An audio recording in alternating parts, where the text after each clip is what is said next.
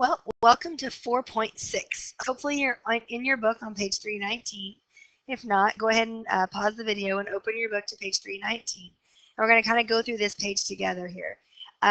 So what I want to point out is, first of all, we are actually going to be constructing functions. In other words, we're going to be like writing them from a table, or writing them from a graph.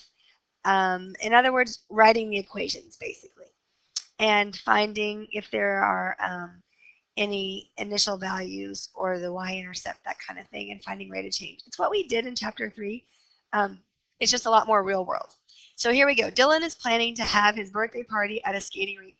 The rink charges a party fee plus an additional charge for each guest. So it's kind of like the gym membership fee, but we don't know what the party fee is yet. And it says right here, choose 2 points from the table and find the rate of change. But let's go ahead and do our normal rate of change that we do, and let's find how this is changing. And as we can see, each time we go from 53 to 56, and then to 59, and then to 62. So each time, or each interval, is an increase of 3 on this side for our cost. So our cost is increasing by $3. So I'm going to go ahead and write that over here. And that is my numerator, because that's my change in my change in my dependent variable, or my y. Okay, and then over here the number of guests is increasing by 1, as you can see. So in other words, my cost is basically $3 for every one person. And I'm sorry about the pen being so terrible. Okay, so $3 per person, and that's our rate of change. So we could have done it by points. But I think it's just easy. We've always done it with the table. So $3 per person is our rate of change. And it says write a function to represent this situation. Well, my function, I'm just going to say y. I'm not going to write a function notation, but I'm going to write y equals. And I know my rate is $3 times the number of people that come. $3 per person times the number of guests. However, notice right here, we have 1 guest, and we have a total cost of $53. So that is not $3 per person. So let's go ahead and graph the ordered pairs and see what kind of happens. So down here, let's label this number of guests. So label that number of guests. Okay. And then on the other side, label it total cost. And I'm going to, well, I can't write very well with this pen. So I'm going to write TC, but please write out total cost. So for one person, we are at $53. Okay. For 2 people, we're at $56. And 3 people, we're at $59. Okay. And 4 people, we are at $62. Okay. 5 people, we're at $65. So are you guys with me? Obviously, it is not going to pass through 0, 0. If I draw this line, or if I go backwards, one guess was $3. So if I go backwards and I go down $3 and over to 0 guests, look at where I'm going to be on the graph. Okay, so right there where I am on the graph, that would be the party fee. And that's what it tells me, is use the function to find the amount the skating rink charges for the party fee.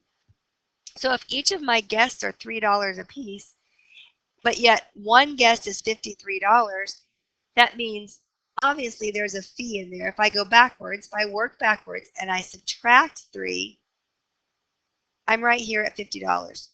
So when x is 0, if I subtract 1 on this side, okay, in other words, when there's 0 number of guests, or when my x is 0, my y is 50. So that's my y-intercept. So right here will be my initial value, or my party fee. Okay, so there's my $50 party fee. So total cost equals $3 per person times the number of people that come to the skate party plus a $50 party fee. All right, so let's go ahead and move on to the next page. Let's move on to 320. And I'm going to go ahead and go to the top of the page, and we're going to actually look at the example. And what we're doing here is we're actually going to be given some examples, and we're going to try to work backwards. So a shoe store offers free points when you sign up for their rewards card. Then, for each pair of shoes purchased, you earn an additional number of points. Doesn't tell you how many free points you get to sign up, and it doesn't tell me how many you earn for each purchase. This graph shows right here how many points we had at 2 pairs of shoes. It shows us that at 2 pairs of shoes we have 60 points, and at 4 pairs of shoes we are now at 90 points. Okay, so what they're trying to show you is the difference here. So when I bought 2 pairs of shoes, my points increased by 30. So in other words, my points went up by 30 points for a purchase of 2 pairs of shoes, showing you right here what they're doing mathematically. So we went from 60 to 90, which is an increase of 30, and we went from 2 to 4 pairs of shoes. So if I reduce that, obviously the points I'm getting are 15 points per pair of shoes I buy.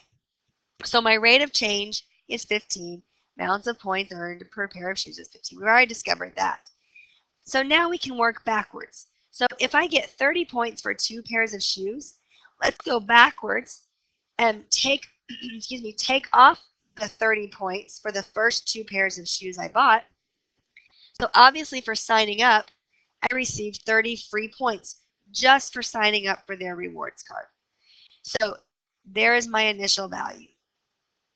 Okay, so if I wanted to, I could write a function showing that y, or my total points earned, is equal to 15 points per pair of shoes times the number of shoes I bought plus my 30 points free just for signing up. So if I buy 10 pairs of shoes, I can figure that up and say, well, 15 times my 10 pairs of shoes would be 150 plus my 30 points. So I'd have a total of 180 points at 10 pairs. And you can kind of see that's where we're headed for the next group right here. 10 pairs of shoes, we would be at 180 points. So I'm going to have you pause the video, and I want you to try this problem. Okay? This is your assignment for today, or like while after you watch Acuity, I'd like you to try this problem. All I want you to do is find the rate and find the initial value. Gosh, you can look at the initial value almost right here, but check it and make sure you're right. So find your rate. And if you have to, go to an intersection. Use this intersection and use this intersection. And notice we're going, let's talk about it first, sorry. Music Inc. charges a yearly subscription fee plus a monthly fee. Okay, so the total cost for different numbers of months, including the yearly fee, is shown. So at the first month, my total cost is $15. By the 6th month, I've paid $30. So the difference here, and find the difference in months. Okay. And we're increasing, obviously. And then find the difference in cost. Or vice versa. You could do it, the cost first. Okay. So obviously, there's the setup. You pause the video and solve this problem. Okay. All right. Hopefully you've paused the video and you finished solving, and you see that my cost went up $15 in 5 months. So my initial, or my rate of change is $3 per month. And that's what they want us. When they say interpret, we want to say it that way. So we want to say $3 per month. Okay?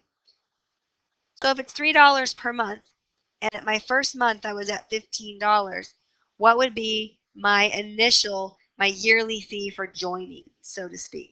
If my first month, my total cost is 15, let's go ahead and just subtract 3 from 15. So my yearly fee, you should have 12. So yearly fee will be $12. Okay? All right, let's move on to the top of 321 and look at our next example. So here's our next example. Joan had some photos in her photo album. Each week, she plans to add 12 photos. Okay, right there. Each week, 12 photos. There's a rate. She had 120 photos after 8 weeks. So we're going to assume the relationship is linear. Well, each week she's adding 12 photos, so that makes it linear because it's a constant rate of change. So find and interpret the rate of change. We just did 12 photos per week. So the rate of change is 12. And find and interpret the initial value. Well, if after 8 weeks she has 120 photos, let's do this. Let's do 12 times 8.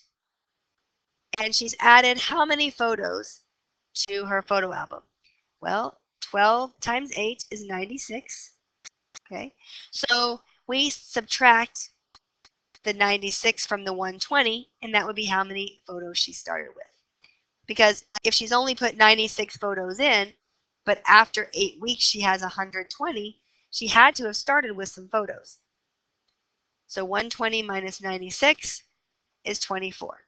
So she must have had 24 photos in her album before she began. Okay? So now we could also write an equation where y equals 12 photos per week times the number of weeks plus the initial 24 photos that she started with. Right? Awesome. Okay, I'm going to have you pause the video and do the got it for the zoo. Okay, since you paused the video, I've gone ahead and completed this problem. Hopefully you completed it as well. Your rate is right here at $2 per hour. But after 5 hours, it costs us $13. Well, you know what? That's not $2 per hour. So 5 times 2, if it's just the per hour cost, 5 hours would only cost us 10 bucks. So the difference between my 5-hour cost and the 13 actual cost is $3. So obviously my initial rental fee is $3. All right, moving on down to example 3.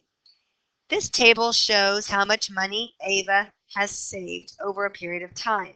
Obviously some numbers of months. Assume the relationship is linear. We're going to find the rate of change anyway. So find and interpret the rate of change and the initial value. Okay, the key here is interpret. So let's find our rate of change by doing our table stuff that we do. So from 110 to 130 is an increase of 20. 130 to 150 is also an increase of 20. 150 to 170. So everything on this side is increasing by $20 because that's what's going on here is dollars. Over here, my increase is plus 1, plus 1, plus 1. So I'm increasing by 1 month each time. So interpreting my rate of change is $20 each month. Okay? To find the initial value, again, let's pick one of these. I'm just going to pick 3 months. She had $110. So at 3 months, she had $110. Right? Well, if she's saving $20 per month, that means at 3 months, technically, she had only saved 60. So why does it say 110? Well, she must have already had some money saved. So we're going to do 110 minus 60 to find out how much money she already had saved. She already had $50 saved. Okay? So that's what we did. I found out, I knew my rate of change, $20 per month. So 3 times 20 is 60. That means she had saved $60. But since she had 110, that means she already had 50. I can't just do 110 divided by 3. That doesn't work because we already saw that she's saving 20 a month. I can't find a rate. I can't just divide that out. I've got to figure out how much she had saved in those 3 months, subtract it from what the total money she has saved to find my initial value. All right, you can pause. After you pause the video, I want you to do this homework assignment right here. Okay, page 323. Numbers 1 through 5. That's it. 323, 1 through 5. And I would like you to try all of them. They're fairly easy. All you're finding is the rate of change and the initial value for all 5 problems.